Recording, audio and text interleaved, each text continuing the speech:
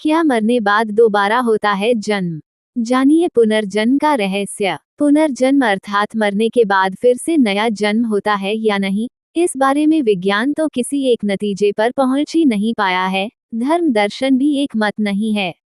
भारतीय मूल के सभी धर्म दर्शन पुनर्जन्म को मानते हैं, यहाँ तक कि आत्मा के अजर अमर अस्तित्व को लेकर मौन रहने वाले बौद्ध और जैन दर्शन भी पुनर्जन्म की संभावना को निश्चित मानते हैं। फिर से जन्म लेने की तकनीक पर भले ही मतभेद हों, पर दोबारा जन्म की बात को किसी न किसी रूप में सभी मान रहे हैं। विज्ञान दूसरी तरह से मानता है कि शरीर या जीवन का अंत नहीं होता, उसका रूप बदलता रहता है, क्योंकि पदार्थ और शक्ति का कभी नाश नहीं होता। विभिन्न तत्वों पंचतत्वों के संयोग से जो जीव बनते हैं, मृत्यु के समय वे नष्ट होते तो दिखाई देते हैं, पर वास्तव में वे मिट नहीं जाते। ज्ञान की नज़र में पुनर्जन्म। पिछली शताब्दी में अपनी अन्वेषी मेधा के कारण आधुनिक गैलीलियो कहे जाने वाले वैज्ञानिक डॉ.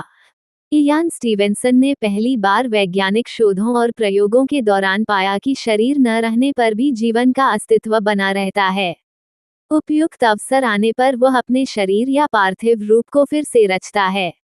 उन्हीं की टीम द्वारा किए प्रयोग और अनुसंधानों को स्पिरिट साइंस एंड मेटाफिजिक्स में संजोते हुए लिखा है कि पुनर्जन्म काल्पनिक नहीं है, उसकी संभावना निश्चित सी है। किसी बालक को पिछले जन्म की याद आने और जांच करने पर उन विवरणों के सही साबित होने की बात तो मामूली से प्रमाण है।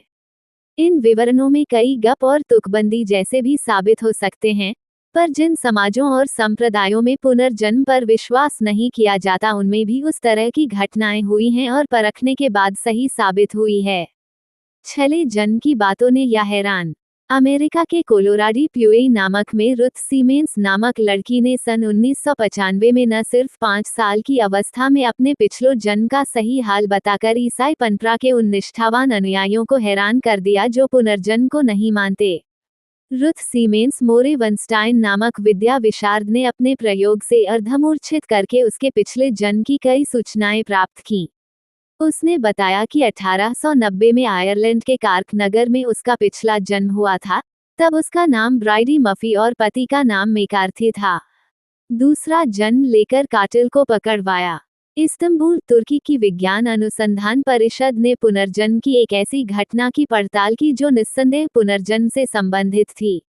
इस मामले का प्रमुख पात्र 4 वर्ष का बालक इस्माइल अतलिंट्रोलिक पिछले जन्म में दक्षिण पूर्व के अदना गांव का बाशिंदा आबिद सुजुलयुस था।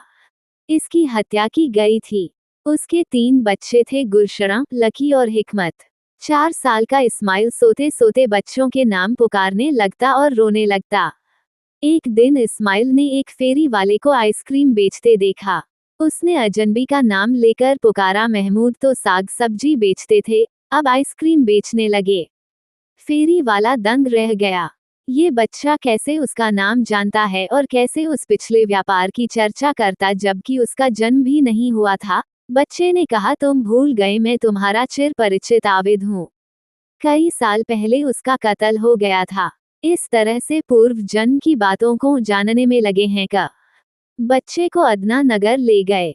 वहां पहुंचा तो पिछले जन्म की बेटी गुलशरा को देखते ही पहचान गया।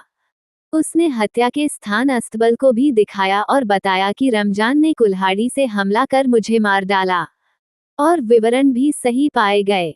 उनके आधार पर पुलिस ने इस कत्ल की ठीक वैसी ही जांच की जैसी कि बच्चे ने बताई। पिछले जन्म को प्रमाणित करने के लिए उनकी स्मृतियों के आधार पर परखने और सही पाने के बाद मान लेने की तकनीक बहुत पुरानी है।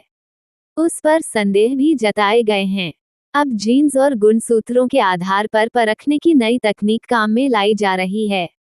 1998 से उपयोग की जा रही इस तकनीक के और भी रोचक और ज्यादा प्रामाणिक नतीजे सामने आ रहे हैं।